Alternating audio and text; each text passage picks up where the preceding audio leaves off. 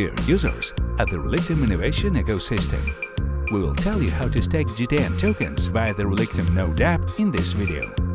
You need to log into your account in the Relictum Node app in order to send GTN tokens for staking. Once you have successfully logged into your account, you need to go to the Products tab on the bottom panel and select Staking.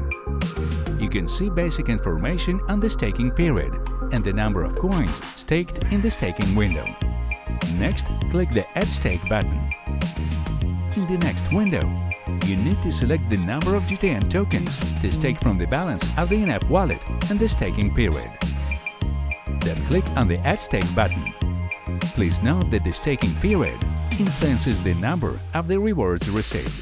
The longer the staking period, the higher the rewards. Congratulations! You have successfully staked your GTN tokens.